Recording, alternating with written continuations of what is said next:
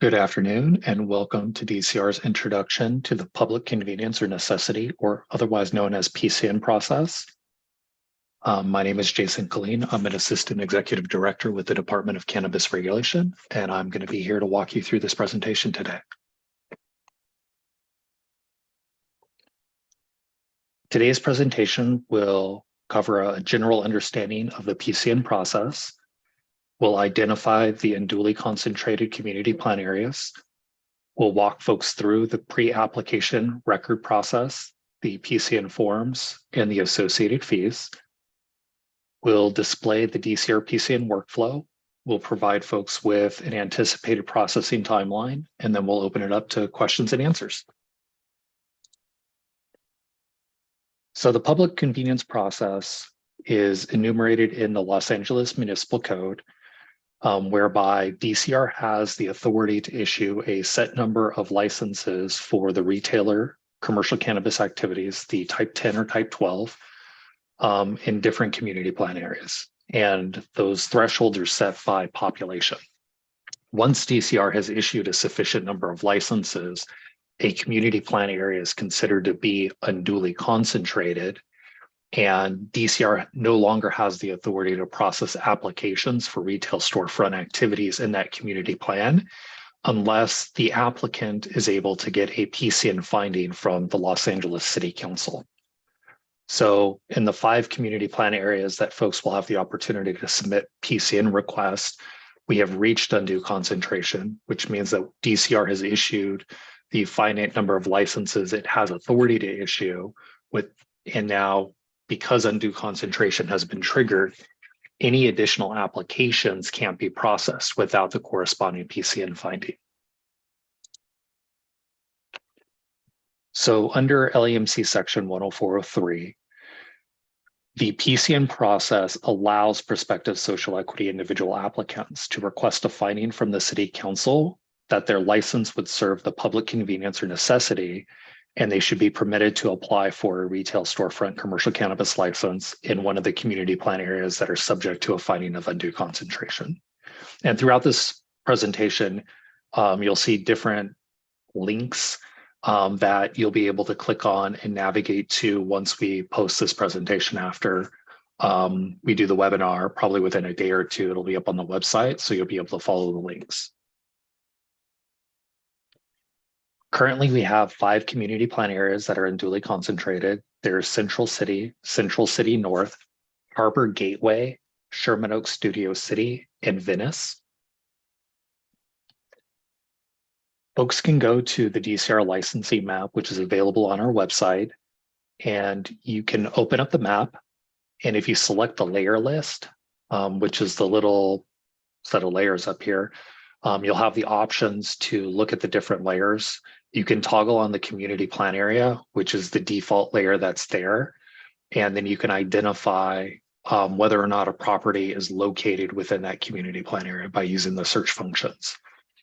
If you click on one of those community plan areas, it'll show you what the license capacity is for that CPA. So we had authority to issue 4 licenses before it reaches undue concentration. And you can see that DCR has issued 8 licenses. So we're well over the undue concentration level for the Venice community plan area. So even if 1 or 2 licensees fail to renew, it wouldn't cause us to fall below the undue concentration level for the Venice community plan area. Applications that are pending don't have a direct effect on undue concentration being triggered. So areas like Hollywood, DCR has more pending applications than it has authority to issue licenses for. So at some point in time, it's anticipated that we'll issue the finite number of licenses we can issue, which will then trigger undue concentration in the Hollywood community plan area. And then folks will have access to the PCN process.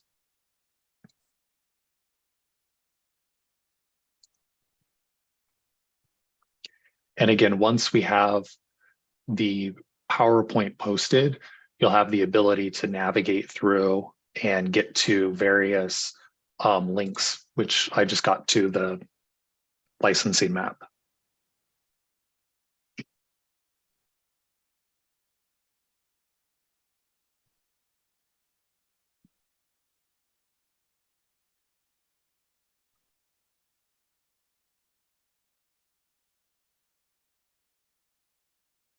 Before you start your pre-application record, you'll have to make sure that you've registered for a business tax registration certificate for the entity that's going to be pursuing the PCN opportunity.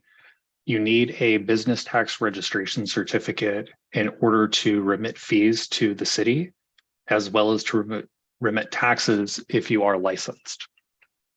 The second thing you have to do is make sure that you have a legal business entity record for the entity that will be pursuing the pre-application review and potentially the PCN request. We've done a couple of different webinars, which are up on our website. So if you need more information about how to comply with these two requirements, you can go ahead and follow up with the Licensing 101 webinar, which is available on DCR's event page.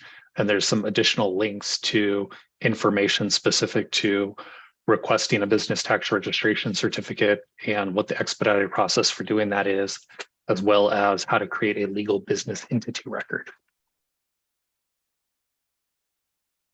Assuming you have your BTRC and you've already created your legal business entity record, you'll be able to create a pre-application review record. So now I'm going to walk you step by step through the process. The first step, of course, is to log into the DCR licensing portal. So you'll enter your username, password, you'll complete the CAPTCHA, and then you'll sign in. Once you're logged into the system, you'll start at your homepage. Go ahead and click on the little activities icon. And then underneath activities, you can click on apply for a license. From here, you'll get to our general disclaimer screen. So please read through the disclaimers. You'll have to check the box that you have read and you have accepted the above terms. And once you've done that, you can click continue. From there, you'll actually be able to select the different type of record you're trying to create. Because you want to participate in the PCN process, you'll request a pre-application review record. And once you've selected the little cannabis business application, you can click continue. The first page of the application is going to ask whether or not you're applying for a type 10 retail storefront commercial cannabis activity in an area of undue concentration. The default answer is no. And what you'll do is you'll click yes. In order for you to be considered for the PCN process, your business premises will have to be located in one of the 5 community plan areas that are subject to a finding of undue concentration, which are Central City North, Harbor Gateway, Sherman Oaks, Studio City, and Venice. One of the new features we implemented earlier this month is giving folks the opportunity for us to start drafting the environmental analysis for an application record. The default again is no.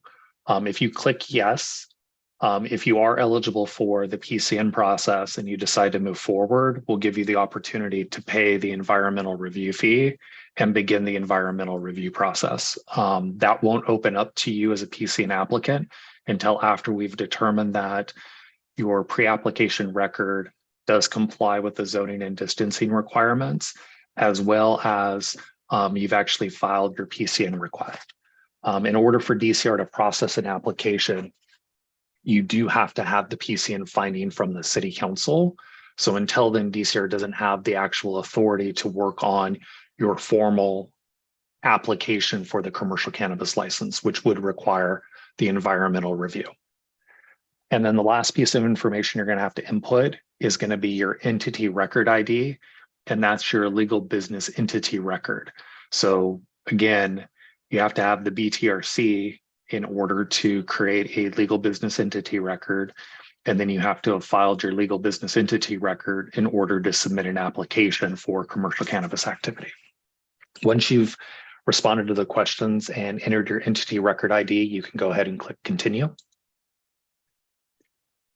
The second page of the request is you'll enter the legal business name and, if applicable, the fictitious business name or DBA for the entity that's going to be going through the pre-application review process and potentially the PCN process. The second piece is going to be to enter your proposed business premises address. Right now, I have the address for DCR's office and put in because it is located in the Central City Community Plan area. So once you've entered the address, you can see here in the little red box, there's a note that says address validated in the community plan area of Central City. As long as it's in one of the 5 CPAs, you'll have the opportunity to navigate beyond this field. If it's not located in a community plan area subject to a finding of undue concentration, you're going to get a different message and it won't allow you to continue beyond this page. So what I did on this page is I entered the address for Van Nuys City Hall. And as you can see by the error message, it's located in the Van Nuys Sherman Oaks community plan area, which has not reached undue concentration. So you can't start the PCN process for a proposed business premises address in an area that is not considered to be unduly concentrated. The way we set up the infrastructure here is when we call out to ZEMIS to collect information, we're looking to see what community plan area that property is located in. If it doesn't get a single return or it's unable to find the address, it will allow for the request to be submitted. However, and I'll get to this later in the presentation, we will be reviewing all of these records before we issue invoices to make sure that they meet the requirements to participate in this process. So if you're able to submit something and we determine that it's not located in an area subject to a finding of undue concentration, you will not receive a PCN invoice, and the pre-application review record will be deemed ineligible because it doesn't meet the requirements to participate in this process.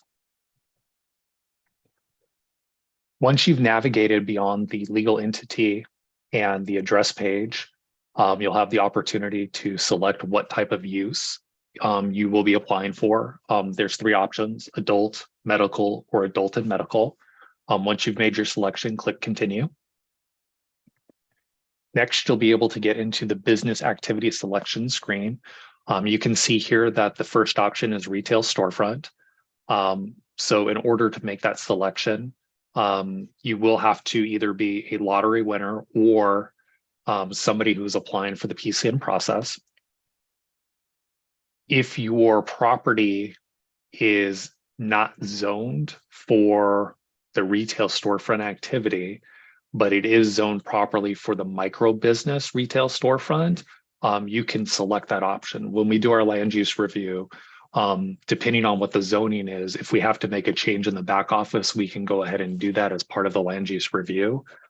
So for now, you can select retail storefront, or if you know the zoning only aligns with the micro business, you can make that selection. Please do not select any other activity on the screen, because the other activities are either 1, not selectable, or they're not subject to the PCN process. Because these requests can't move forward without the city council finding, if you were to select distributor, transport only, non-volatile manufacturing, any of the manufacturing options, what would happen is if you don't get the finding and your pre-application record is deemed denied by operation of law, everything on the record is denied. So please only select the retail storefront activity if you plan on participating in the PCN process, and you can always create a different pre-application record for manufacturing, distribution, or other activities that you would like to pursue that are not subject to the PCN process. Once you've made your selection, click continue.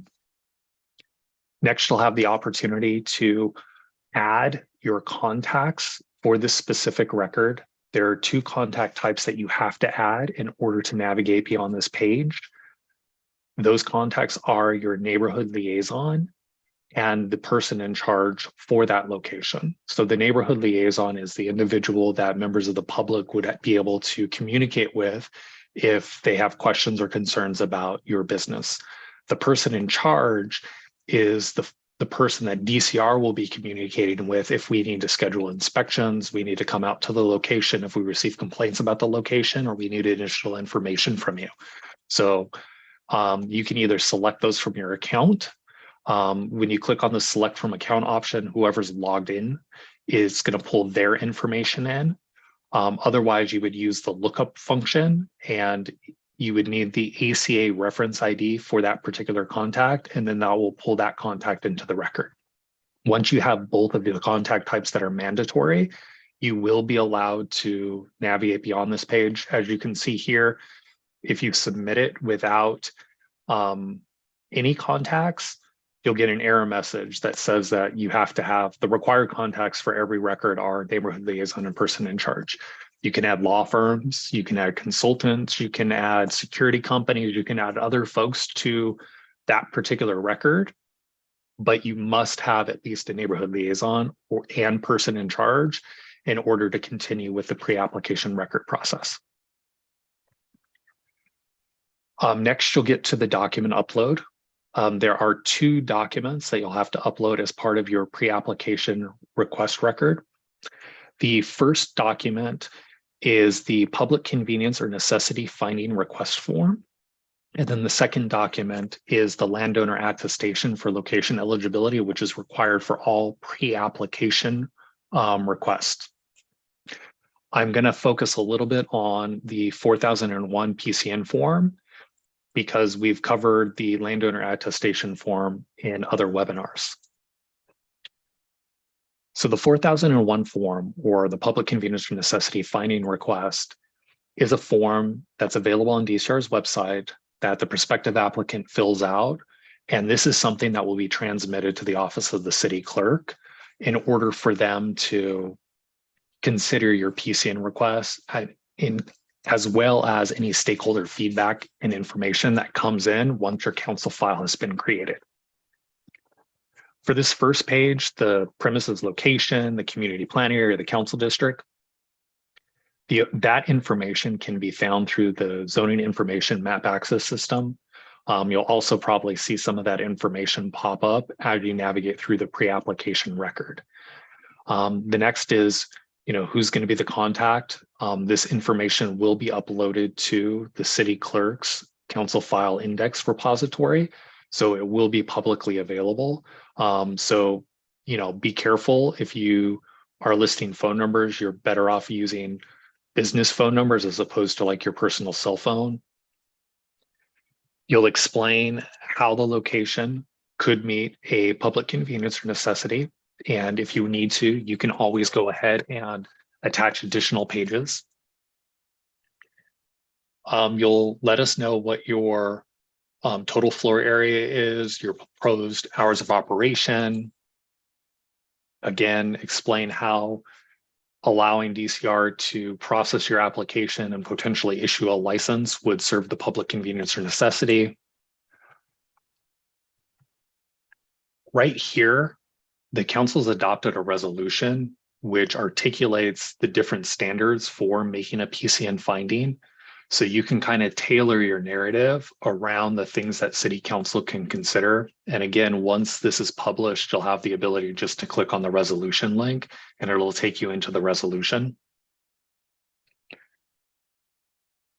As part of the form, it'll talk to you about the neighborhood council, LAPD division, chamber of commerce. You'll have to identify a substance abuse intervention or prevention treatment facility that you would be reaching out to as part of the PCN process.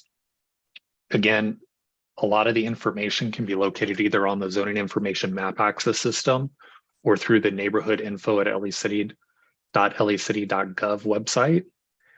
There's the different chambers of commerce that you can find within LA. So you can click on the link to find out what the closest one is. And then you'll have to do a Google search or look for a substance abuse intervention treatment facility in that community plan area.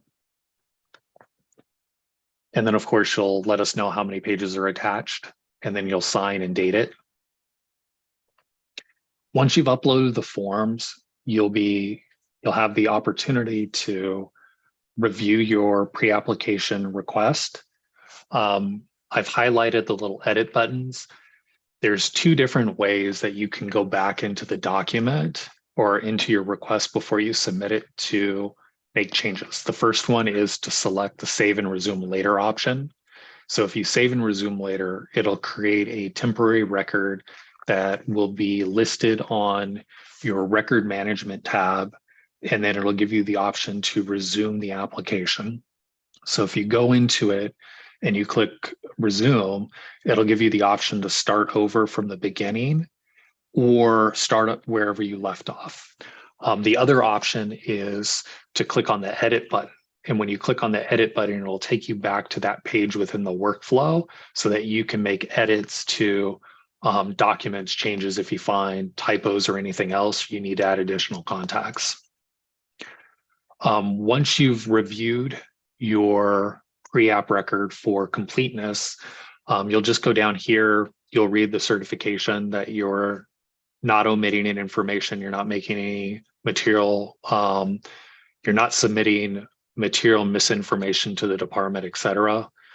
You'll click the box and you'll go ahead and click continue. As part of this process, folks are going to have to pay the $597 pre-application review fee. Once the fee is paid, we'll do the land use review. And once we've completed the land use review, we'll determine whether or not the location is eligible for further processing and can move forward into the actual PCN request process. If you are able to move into the PCN request process, there'll be a separate invoice for the $1,592 PCN fee. Once you've actually submitted your pre-application review request, you'll get a confirmation that says it's been successfully submitted. You'll see a temporary application number submitted to you. And, once you pay the invoice, we'll start to do our review. And then, of course, if you're eligible, we'll move people forward into the formal PCN process at a later date. Again, the PCN filing fee is $1,592. If you do make it into the formal PCN request process and we transmit your request to the city clerk for council consideration, you will have to complete the stakeholder input request forms. You'll need to wait until your request has been assigned a council file number. Generally, the city clerk does that in a few days, but it could take up to 10 days. Based on our proposed timeline, we do want to get it to them sometime in mid-November, prior to council going out for the holiday recess and then well before the December recess. We're targeting the week of November 13th to transmit all of the PCN requests to the office of the city clerk, because the city council will be on recess that week. So they won't have any council obligations or committee obligations. So they'll have the opportunity to focus on getting the request processed, assigning council file numbers so that we can then communicate it out to the PCN requesters so that you can complete these forms and get them out to the different stakeholders as quickly as possible. For the stakeholder input request forms, you'll identify what type of stakeholder the form is being populated for. You'll enter their information, the contact person, you'll provide them with the council file number that they can upload their comments and feedback. You have a responsibility to submit these stakeholder input request forms to the different stakeholder groups. The stakeholders themselves are not obligated to submit feedback for council consideration.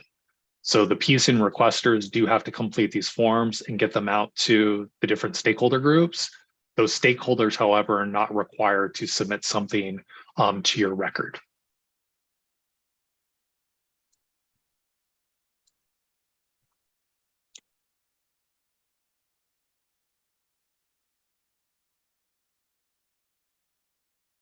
As part of the stakeholder request form, you will provide some basic information as it relates to the PCN request. It'll be the same information that you had on the PCN request form that was transmitted to the city clerk.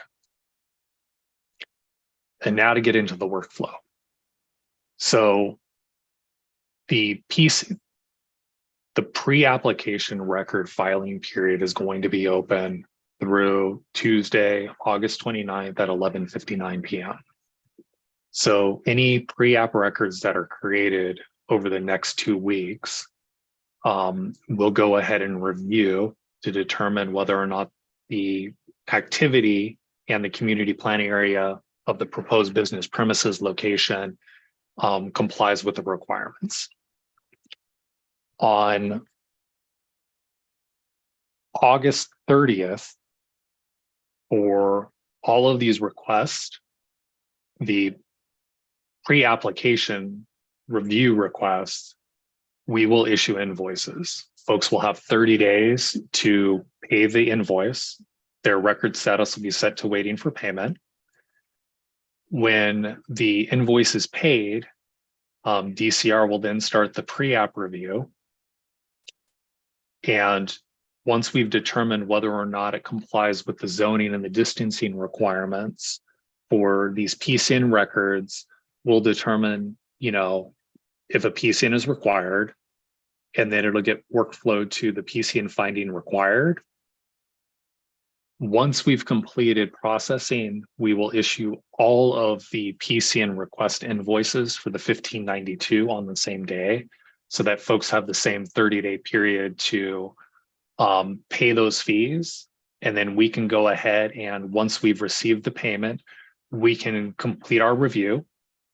And then we plan to transmit all of the PCN requests to City Council for further consideration the same week. We would then, workflow it once it's been transmitted to City Council to this PCN waiting for council. So we're waiting for the council to act, and we're just waiting for their determination. The City Council can either approve or deny a PCN request within the 90-day period.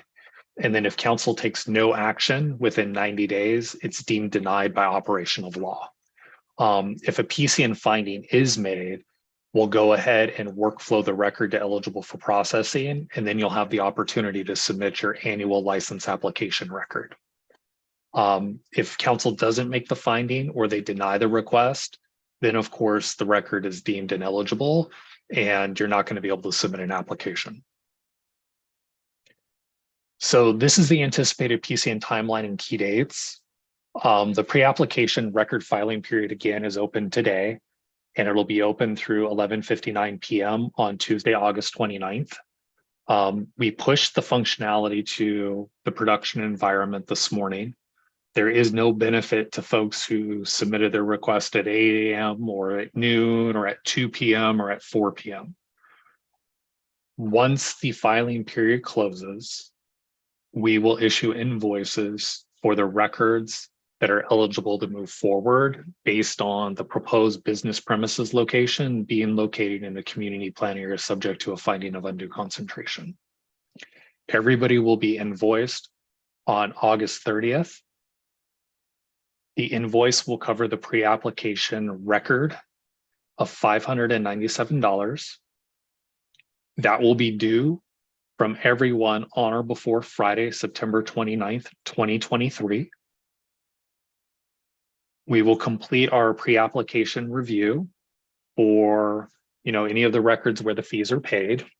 The intention is to close out that part of our process over that weekend so that on Monday, October 2nd, we can issue PCN invoices for the $1,592 for the records that are eligible to move forward with requesting a PCN finding from the City Council.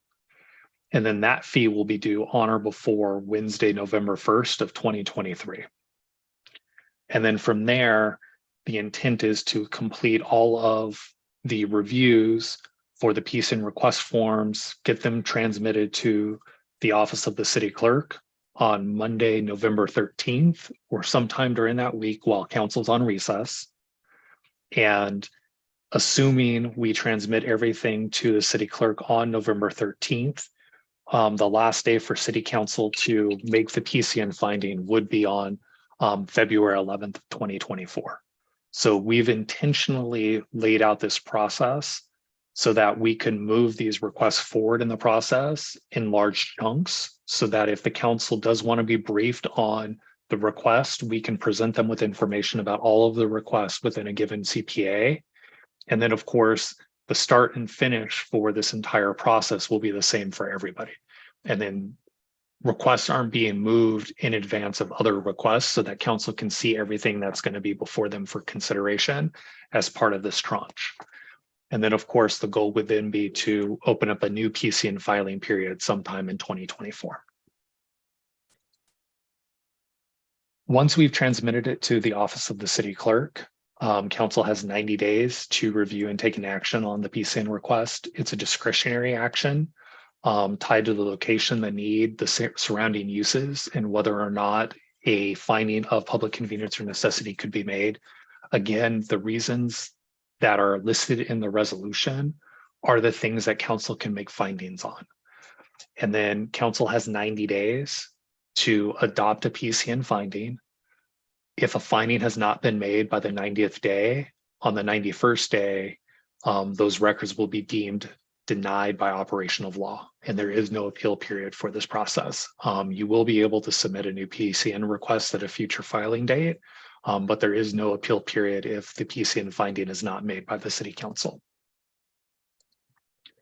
And with that, we can hop into the question and answer section. Hi, Jason. Our first question comes from several individuals, John M., Stephen R., Cordell B., and Narby H. How long will the PCN review process take from start to finish? Start to finish, it takes about 6 months for the entire process to play out. Okay, the next question from John M. Will there be any caps on the number of PCN licenses?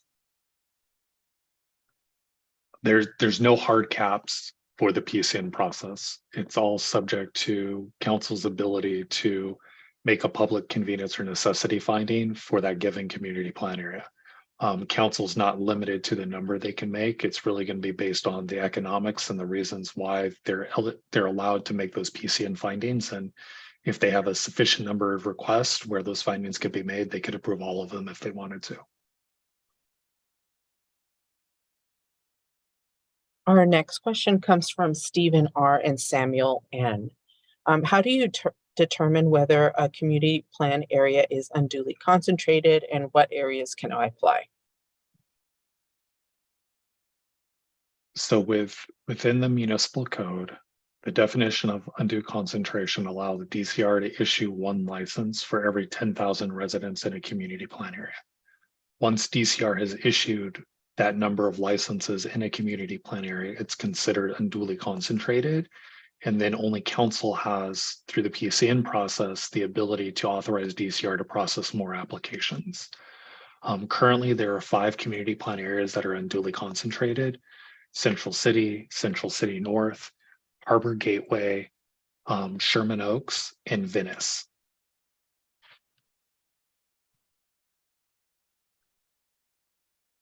Okay, our next question is from Sunshine P. Can an applicant for a retail location be an existing social equity license holder?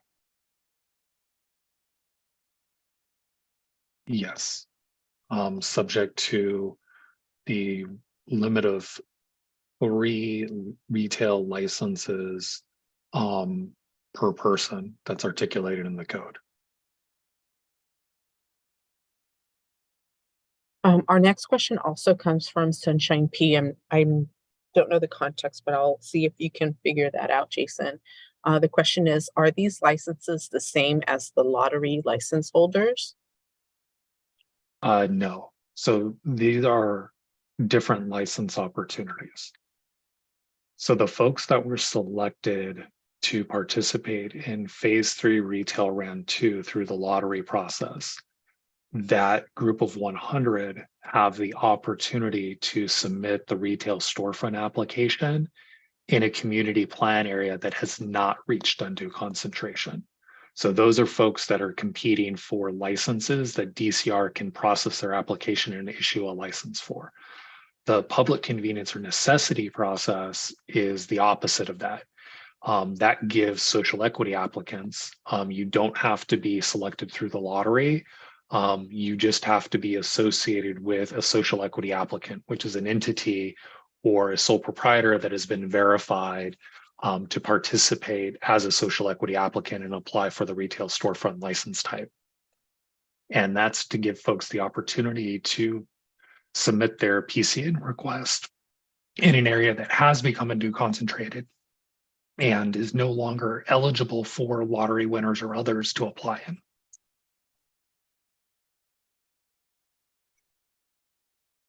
Thank you, Jason. Our next question comes from Michael G.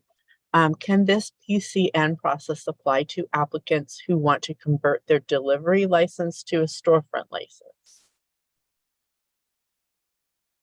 Not in the way the question is written. So if you've already submitted an application for the non-storefront delivery activity, or you've been issued a delivery license, that's a completely separate record. Here, you're applying for the retail storefront, and DCR doesn't even have the authority to accept and process your application without that PCN finding. So if you are successful in getting the PCN finding, you ultimately get a storefront license. You can choose not to renew your delivery license, but they're two different records, two different approval processes. So there's no way to convert a delivery license into a retail storefront license. Okay. Michael G asks, what is the burden of proof of public convenience or necessity? The council adopted a resolution which lists various reasons why they can make a public convenience or necessity finding. And the ability to make the finding is going to vary community plan area by community plan area, and it's going to be based on the different geographic and economic principles within that geographic area. So there's not, other than the reasons listed in the resolution for how these findings could be made and what they can be made for, there's not a hard and a fast rule for what this burden of proof is going to be, because it's going to vary community plan area to community plan area, and then it's going to vary geographically within those community plan areas based on economic and other factors that are in and around the proposed business premises location.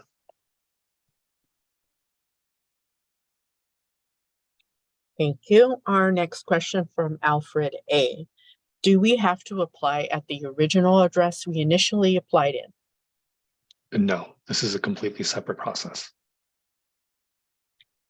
Okay. Moving on, Jermaine W. How much would the fees be for first-time applicants? Well, the pre-application review fee is the $597. If the proposed location is properly zoned and distanced from sensitive uses, you'd have the opportunity to choose to submit a PCN request. The fee for submitting the PCN request is $1,592. And then if council makes the PCN finding, you would have the opportunity to file an annual license application. Initially, it's going to be the $597 to do the pre-app review. If you clear that hurdle, it'll be the $1,592 to do the PCN finding. And then from there, it's going to be the annual license application fees, the equity share review, making sure that the legal business entity record is fully vetted. So there'll be thousands of dollars in additional fees on top of that if you get to submit an application.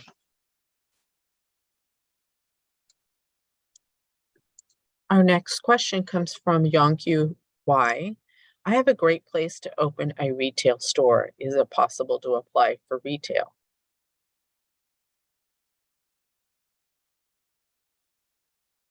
Today's webinar is specifically about the public convenience or necessity application process. If your proposed location is in a community plan area subject to a finding of undue concentration and you're a social equity applicant, you would have the opportunity to submit a pre-application record and go from there. Thank you. Silva K asks, how can I get help with the application process? So The Dr. Brown and the social equity team have put together a number of resources and online courses that are available to all social equity applicants. They also have the ability to refer you for one-on-one coaching. You can reach out to the social equity team through dcrsep.org for additional information. And then, of course, as a social equity applicant, you would have access to the learning management system. And there's a lot of information materials and other stuff on there. And then, of course, the DCR website has information about all the forums and links to, prior webinars. Thank you, Jason. Our next question comes from Cordell B. Is this for the city of Los Angeles only? Can we apply for the county? This process is only for business premises locations that fall within the city of Los Angeles's unduly concentrated community plan areas. Our next question comes from a few individuals, Cordell B, Tamika L, and Kevin B. Do we already have to have a location, or will we be given time to find a location? A public convenience or necessity process is site specific. So you will have to propose a business premises location. However, as part of the pre-application review process, you just have to have the landowner attestation. You don't have to demonstrate proof of site control.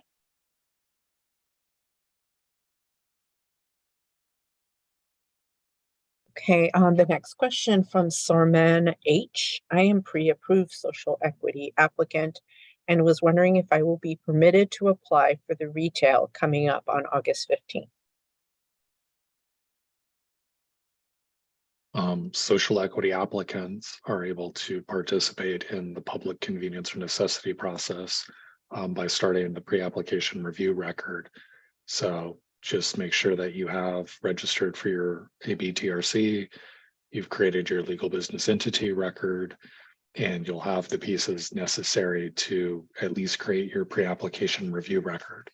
And then we'll vet that the location is in a community plan area subject to a finding of undue concentration, and that the applicant entity at least has some kind of linkage to a verified social equity individual applicant in order to move forward. Our next question comes from Sue Y. Are you guaranteed a license if you have a place? If so, when would I get my license? Licenses are not guaranteed. And getting a public convenience or necessity finding from the city council, which would allow you to submit an application, is not guaranteed. So there is no guarantee within our process. Ingrid M asks, what kinds of things would preclude you from receiving a PCN? I think it's kind of the opposite of how the question was framed. The resolution council adopted creates a finite number of reasons why they can make a public convenience or necessity finding.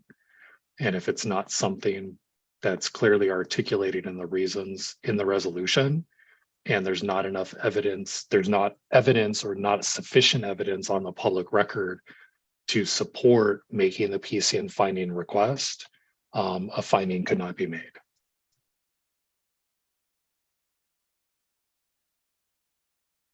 Our next question from Anahi T. How are community plans created and are they changed periodically? Without getting too technical, within the city's general plan, the city has been subdivided into 35 community plan areas, which are smaller geographic areas. That's all administered by the Department of City Planning. The zoning, the uses, the geography, DCR has no input on. Again, that's run through the Department of City Planning, their commissions, and the City Council. And the community plan areas have been in effect the way they are since DCR was created back in 2017. And other than community plan area updates that have been changing the uses and the zoning within those areas. To my knowledge, the geographies have not been amended since DCR was created. So I'm sorry, go ahead. the community plan areas are created as a function of the city's general plan. They are changed periodically. The Department of City Planning is the lead agency for updates to the community plans. And if you go to City Planning's website, they do have a calendar on where they're actually working on updating community plan areas. That was it. Thanks, Jason. Sorry to cut you off. We have a follow-up question from Anahi T. Can a round 1 SEIA apply for PCN, or is it just round 2 verified? Good questions. So if you were verified based on the 2019 or the 2022 criteria, you can participate in this process. For folks that were verified in 2019, the city no longer accepts tier 1, tier 2 applications. So in order to comply with 10420 and the equity share requirements, one or more verified social equity individual applicants will have to have at least 51% of the equity in the applicant entity. So the individuals can be verified in 2019 or 2022. And then the social equity applicant, which is the entity applying for the license, has to be made up, has to have at least 51% of the equity owned by verified social equity individual applicants, which can be from 2019, 2022, or any combination of the two. Thank you, Jason. This next question comes again from several individuals. Rahim G, Rachel W, Luis R, Reza S, and Anthony W. Is the PCN application process open to anyone or only social equity applicants? So at this time, the PCN process would only be open to verified social equity individual applicants, because the municipal code limits who can apply for the retail storefront activity to social equity individual applicants through January 1st of 2025. Thank you, Jason. Our next question from Cordell B. Is San Pedro considered part of the city of Los Angeles? San Pedro is within the city of Los Angeles. That community plan area has not reached undue concentration.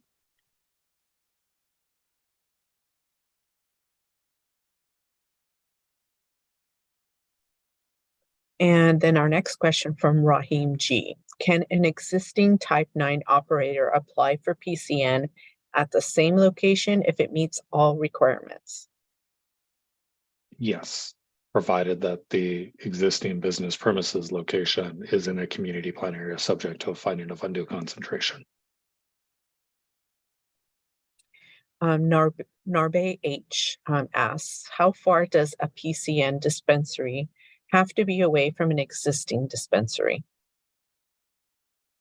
It's the same distancing requirements, 700 feet from all sensitive uses, as well as any other commercial cannabis business with on-site retail sales. And our next question from Sebastian M. Again, this has to do with social equity. If an applicant was verified in 2019, do they need to be verified again under the new verification for PCN process? They do not have to be verified again for the PCN process. SEI is verified in 2019 or 2022, may participate and have equity in the applicant entity applying for the finding. And then as long as one or more SEIAs have an aggregate equity stake of 51% or more in the applicant entity, you would be able to comply with the requirements of 10420. Thank you. A follow-up question from Sebastian M. Applicants who are granted a license in the PCN process, can they relocate to another community plan area, or do they have to stay in their current CPA?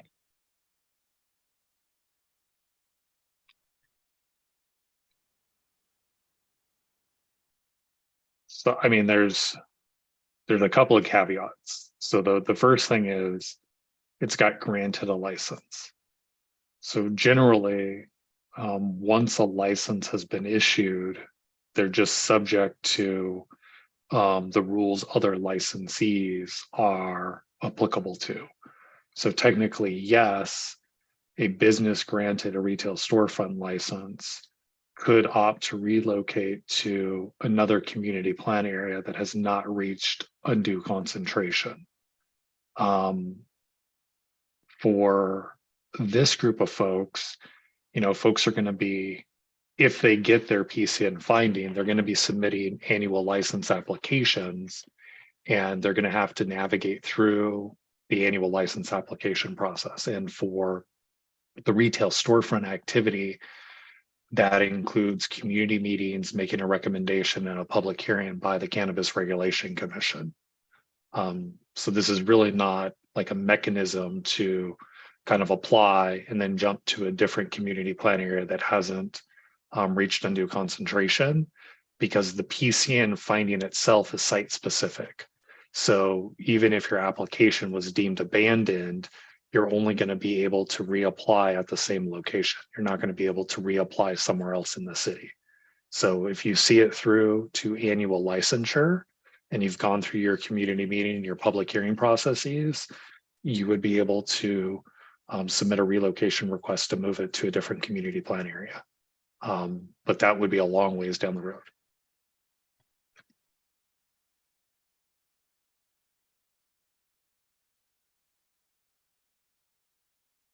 Thank you, Jason. The next question is from Jerome D. Is there any additional community plan areas new to PCN application? If so, what areas are there? No, there's no new community plan areas. These are all community plan areas that were unduly concentrated due to phase one and the existing medical marijuana dispensaries. It has not changed since 2019. We have received a lot more applications, and there's a number of community plan areas where DCR has more pending applications than it has authority to issue licenses for. But at this time, no new community plan areas have reached undue concentration.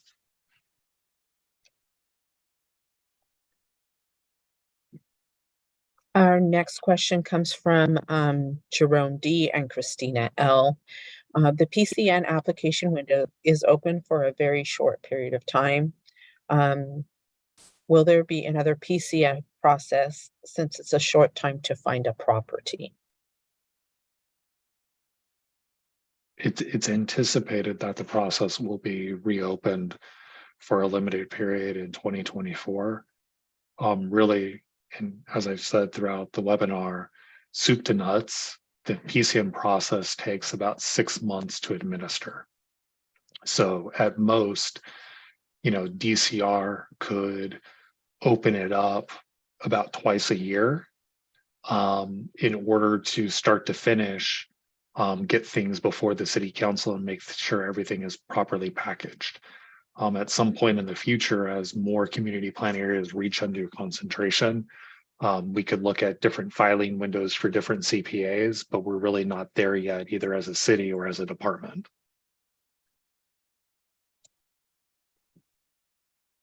Our next question comes from S. Lubell. Can an EMMD or existing medical marijuana dispensary apply under the PCN process and maintain their EMMD status?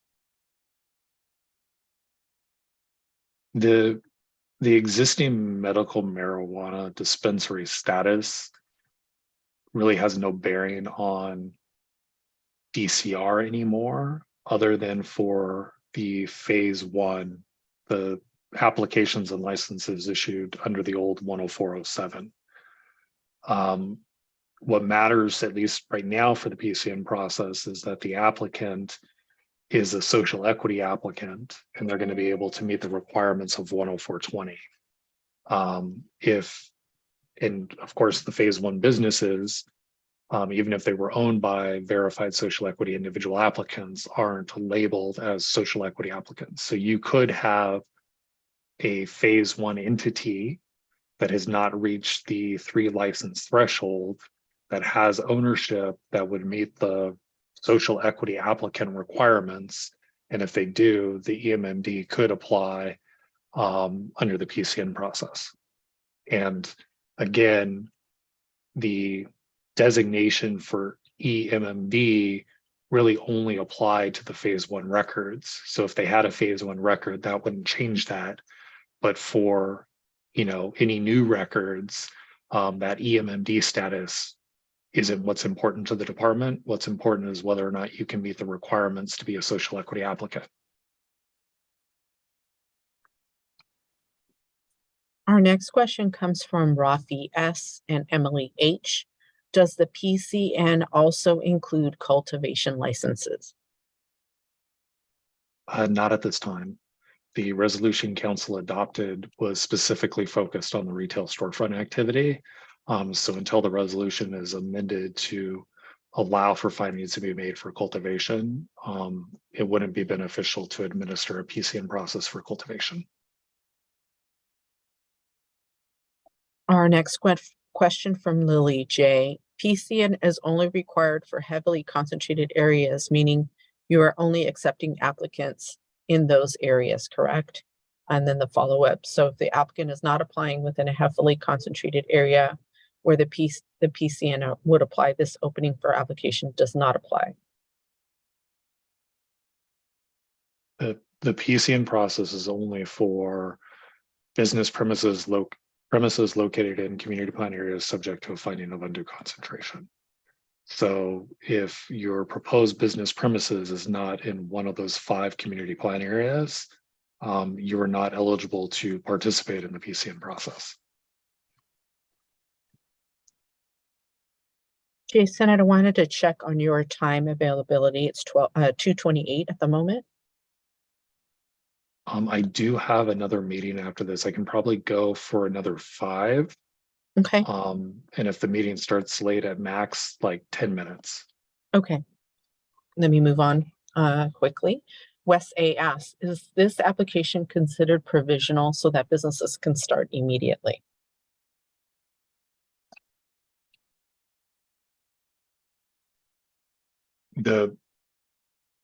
So the answer to that question is no. The provisional license process is state nomenclature, and the state sunset their provisional application process. And the last date for the state to issue new provisional licenses was June 30th, 2023.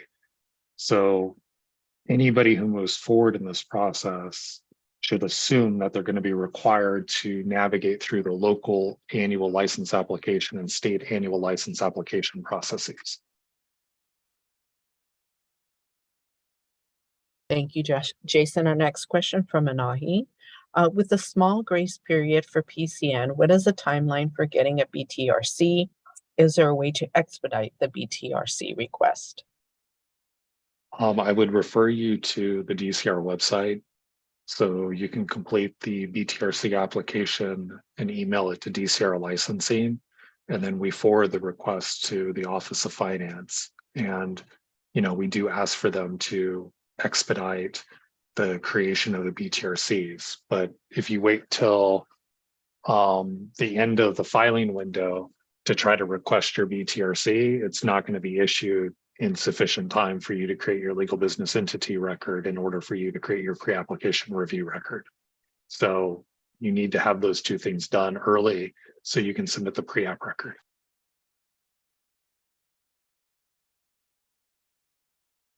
Jesse F asks, can I apply as a sole proprietor to skip the LBER process and add my entity after the pre-app review?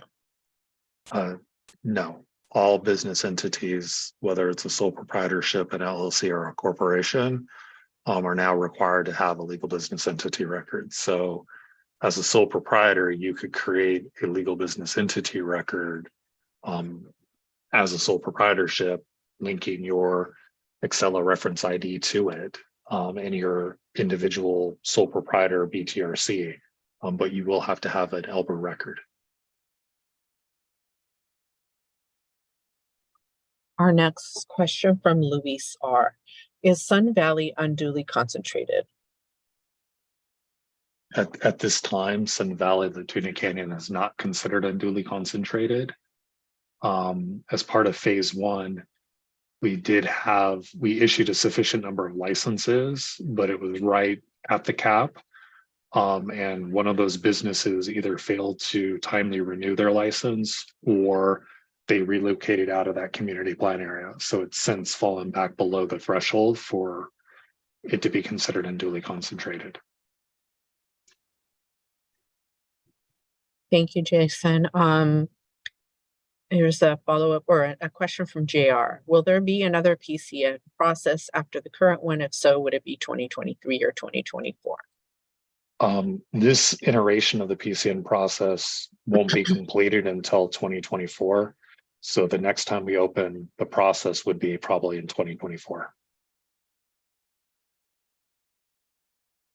A question from Rafi S. Can a social equity applicant essentially lock themselves into an area before it reaches undue concentration, then can apply for a retail storefront when available? Or is this for current license holders wanting to move into another CPA? Please help clarify. The public convenience for necessity process is for social equity applicants looking to pursue a retail storefront license in an area that's unduly concentrated. So if you're an existing applicant or a license holder in an area, this isn't the process to relocate or modify your existing record. This is for folks that are looking to apply for a new license in one of these 5 community plan areas. And I believe this might be our final question from Rahim G. Is it first come, first serve for retails within 700 feet of each other? What signifies who's first, pre-application or complete PCN? None of the above. So businesses can't plant their flag until they've actually submitted an application, paid their application fee, and their application has been deemed filed. So folks through this process, for the pre-app, we're looking at zoning and distancing from sensitive uses. Businesses with on-site sales are not considered a sensitive use. And then if it's in an area of undue concentration, you have to get your PCN finding before DCR can even accept your application. So this process is kind of designed so that council can look at all of these requests and the factors, and then they can possibly make a determination. And then after the PCN findings are made, then and only then would folks have the opportunity to submit an application. And again, the submission of the application, the payment of the fees, and it being deemed filed is what allows you to plant your flag.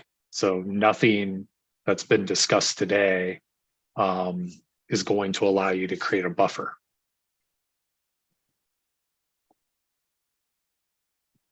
Thank you so much, Jason. I think we have finished the questions in the doc. Thanks, Gidget. I really appreciate it.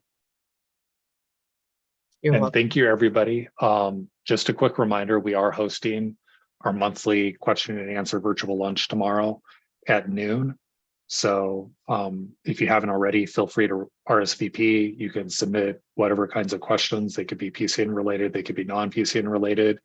And you can visit the DCR events section on the website for more information. And with that, we're done. So thank you, everybody, for participating today. And I look forward to talking to folks tomorrow. Goodbye.